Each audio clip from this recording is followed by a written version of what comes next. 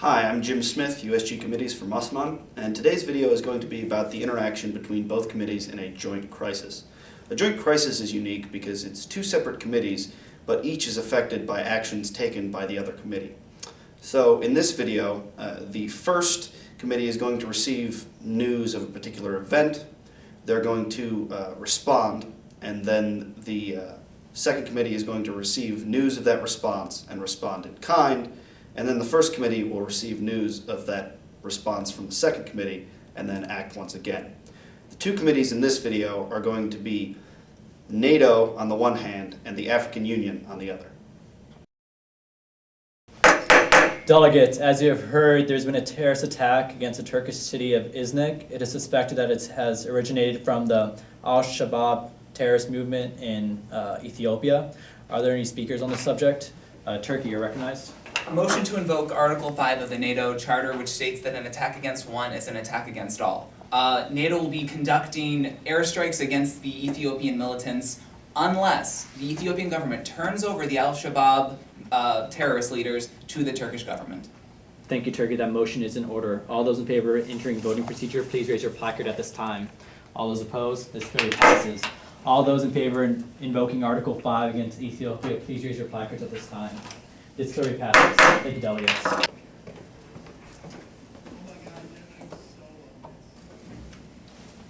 Good afternoon, ladies and gentlemen. We have news that NATO has agreed to invoke Article 5 of the North Atlantic Treaty. They will be launching missile strikes and an invasion shortly thereafter unless Ethiopia surrenders the terrorists responsible for the attacks in Turkey. Thank you.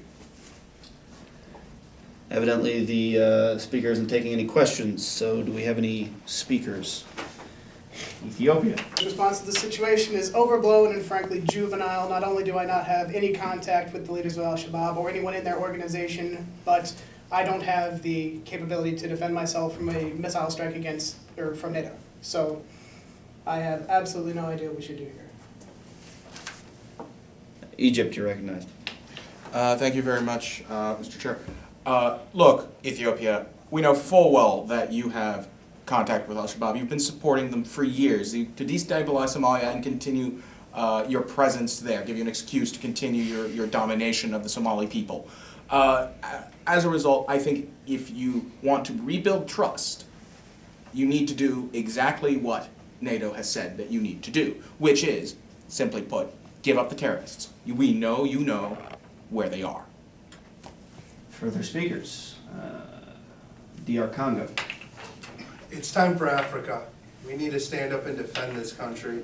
We need to defend Africa as a continent. We need to stand up and protect the Ethiopians. All right, delegates, it seems as though there's a consensus emerging. If we could draft up a press release or something along those lines. Ghana, did you have something? Just a motion to release a press release stating that Ethiopia has no contact with the leaders of Al-Shabaab, regrets that these attacks occurred, and that the African Union will be defending Ethiopia should a missile strike and military incursion occur. I think that's in order at this time. All those in favor, please raise your placards. And all those opposed. Okay, this motion clearly passes. Greece would like to assure this organization that our debt crisis will not affect our ability to militarily... Excuse me, Greece, but I think we have an update from a news official. All right, we have a news brief from the African Union.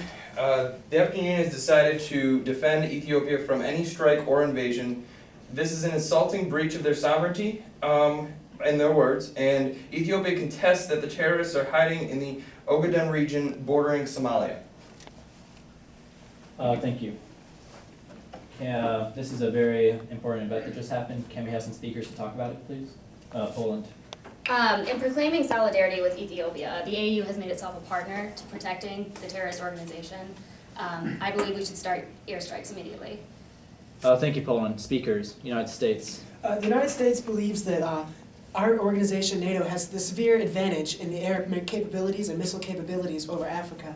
And like what was just stated, we do need to respond in the same way. Just because the AU is standing by their terrorist brothers doesn't mean that we should allow them to. So we should continue with the airstrikes and let our air superiority take the battle to them. Thank you, United States. Speakers? Seeing none, points for motions? Motion. Yes, United Kingdom. Motion to enact airstrikes on Ethiopia. That is in order at this time. All those in favor of conducting military exercises against Ethiopia, please raise your placards at this time.